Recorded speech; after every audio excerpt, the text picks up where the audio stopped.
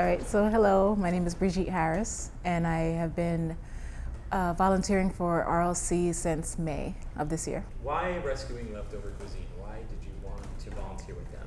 I initially heard of it from a volunteer from the downtown boathouse, and she knew that as a job I deliver food on my bike, so she thought it would be perfect for me. But I personally love it because I hate food waste. I grew up in a country that was going through a civil war. I know what it is to be hungry. I had a brother who died from starvation.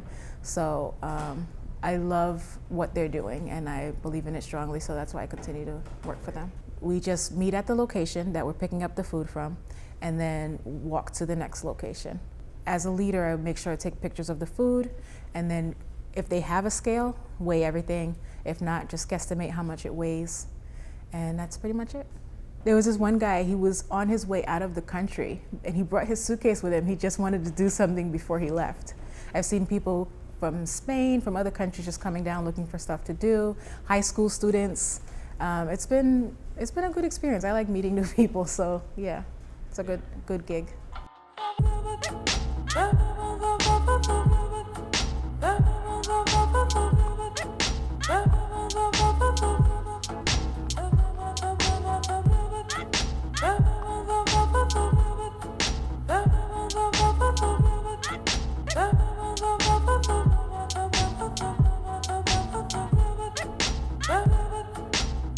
When I started, there was a lot of open spots.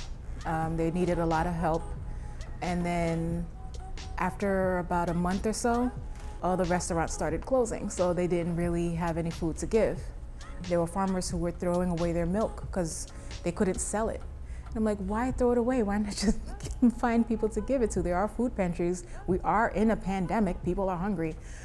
So there's just way too much food waste happening, especially in a pandemic. So they're doing a valuable service to this country right now. In Liberia, which is in West Africa, they had a 20-year, probably 25-year civil war. My great-grandfather was president, and Liberia is a country that they sent the freed slaves to. Unfortunately, there were people living there, and it wasn't called Liberia. So when the Black Americans went over there, they kind of just took over. They formed a democracy, but they wouldn't let the natives into government positions. So my great-grandfather was the first person to say, no, we have to, let them in. This is their country first. And when he died, unfortunately, the next leaders were like, okay, you guys can go back to your villages. And they were like, no.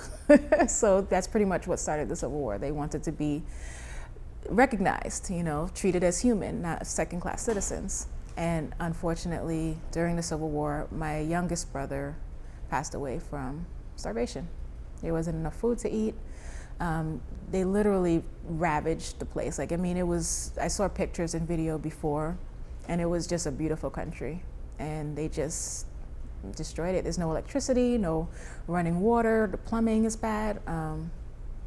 It was horrible. It was really bad.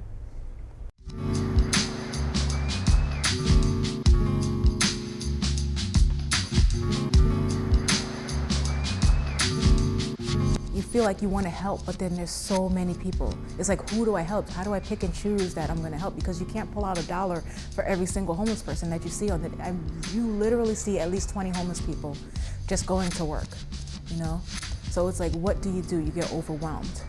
And then you get mad at them because you feel guilty that you can't help them. So what I think people should do is volunteer for certain things. Like, instead of giving them the money right there, volunteer for organizations like RLC so that you know that they're getting the food. Whether it's volunteering at a shelter, don't just wait for Thanksgiving. Whenever you have some free time, just get out there and do what you can. Because as much as I hated being in Liberia during a civil war, I'm so grateful for it because I can empathize with other people, I can see and I know how hard it is. This is the United States of America. And even before the pandemic, there were so many people dealing with food insecurity, So I've always been the type that I hate wasting food. If I have some food left over on my plate, I'm gonna keep it for the next day. But being able to travel and see other points of view is a really great thing.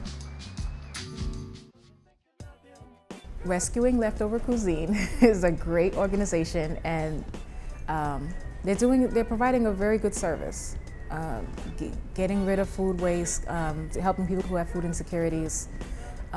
That's one of the biggest problems we have right now. So if you have the time, please come, please help. Do you know how many pounds that you've rescued? I don't, I should have looked. I think the last time I checked it was, I don't remember, I'm not even gonna guess. So I'll tell you. You've rescued 11,441 pounds of food. Whoa. And that has served 9,534 meals. And That is shocking. how does that number make you feel? It makes me feel really proud. I think I was focusing on Kwesi's numbers, and then there was this other girl who's been there for like 5 years.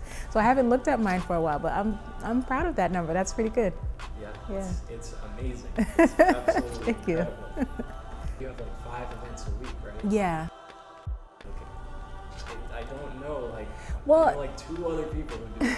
To be fair, I think they're kind of rescuing me also, because I don't like to stay at home. With my physical impairments, I need to stay active. I need to keep moving. I love riding my bike. As scary as it is riding a bike in New York, I still love doing it. And it's just the best of both worlds, to be honest. I wish every restaurant and bakery would learn about RLC, and they would grow, and we'd get more volunteers, and we'd be able to stop food waste.